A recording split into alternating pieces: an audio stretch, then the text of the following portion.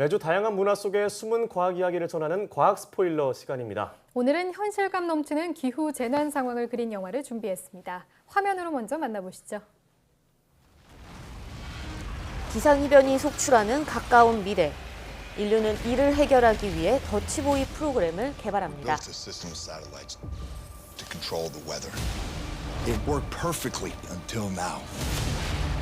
안전하게 지구의 날씨를 조작한 지 이제 2년.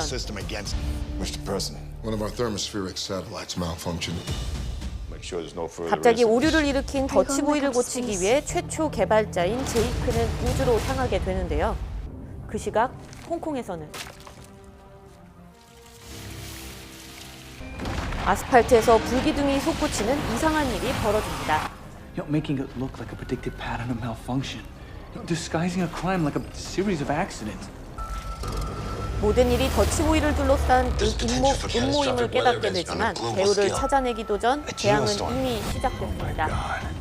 We have nearly 200 satellites reporting malfunctions, most of them nearing critical. 과연 이 재난은 자연의 경고일까요? 아니면 인간의 탐욕일까요? 영화 지오스톰입니다.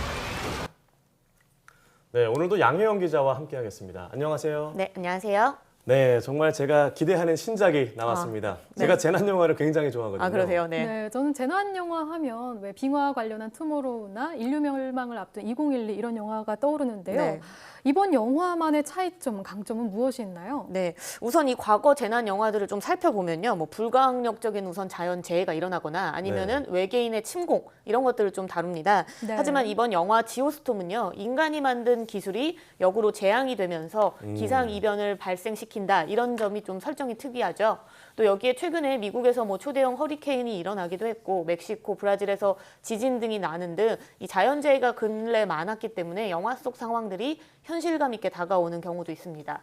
또 영화 속에서의 재난의 설정이 지상뿐 아니라 우주에서도 동시에 일어나는 점이 좀 특이한데요. 네. 이 제작진들은 실제와 같은 우주정거장을 구현해냈고 또 나사에서 입는 우주복을 그대로 제작해서 만드는 등 이 사실감 있는 연출에 공을 들였다고 합니다.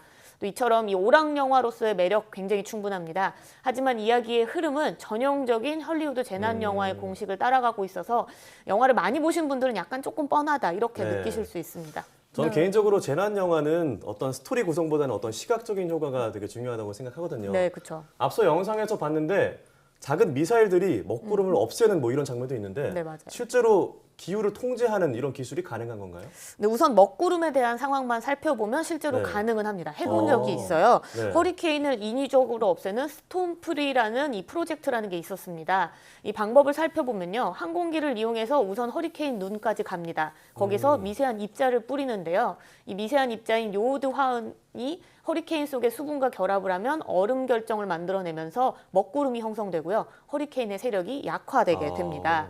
이렇게 해서 이 미 해양대기국에서는요, 1969년에 허리케인 데비라는 녀석을 이 나흘에 걸쳐서 요오드 화흔을 뿌려본 결과 이 위력이 한 30% 정도 낮춰지더라. 그래서 허리케인을 인위적으로 없애는 이제 뭐 약화시키는 것에 실험에 성공한 바 있죠. 네, 그럼 최근에 미국을 강타한 허리케인을 네. 이런 방법으로 좀 막을 수는 없었을까요? 말씀대로라면 이론적으로는 막을 수 있을 것 같고요. 네, 그렇죠. 근데 실제로 뭐 해본 경험도 있고 이론으로 가능하니까 가능은 하지만 문제가 남아 있었던 점이 있습니다. 네. 이게 어떤 거냐면 이 강력한 허리케인의 눈까지 우선 접근을 해야 뿌릴 수 있는데 네, 그렇죠. 접근 자체가 어렵잖아요. 그렇죠. 그래서 이 비용을 들이는 거에 비해서 효과가 아주 확실하지 않는 데다가 조종사들이 이를 위해서 목숨을 걸어야 해 이 실험을 진행을 할 수 있기 때문에 프로젝트가 83년도에 이미 중단이 됐다고 합니다. 네. 이후에 뭐 허리케인을 없애는 다른 여러 가지 방법들이 뭐 과학자들 사이에서 제안은 됐지만 다 각각 한계가 있기 때문에 이게 뭐 실제로 실현되지 않고 폐기된 상태입니다. 네.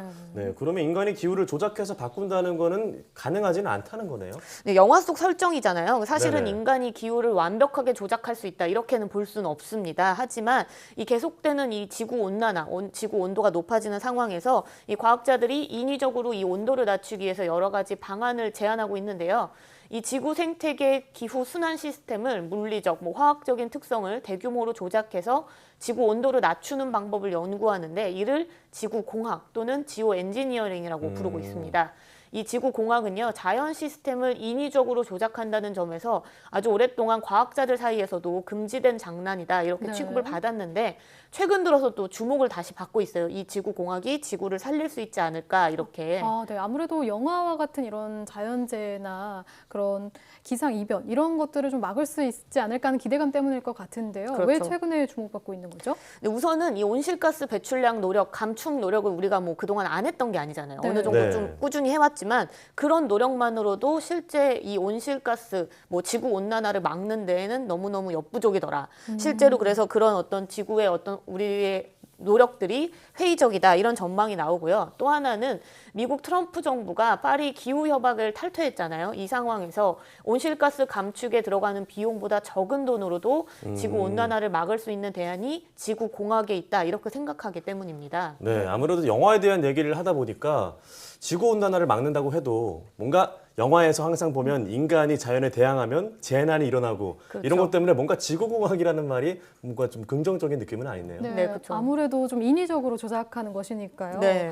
그래도 그렇지만 이런 지구공학이 어떤 방식으로 이렇게 기후를 조금 변화시킬 수 있고 한지 그 방법 자체는 궁금한데요. 네, 이 지구공학은 지구 온난화를 막는 방법으로 크게 두 가지를 선택하는데요. 네. 지구에 들어오는 태양열을 우선 줄이는 방법과 또 온실가스인 이산화탄소를 제거하는 방법입니다.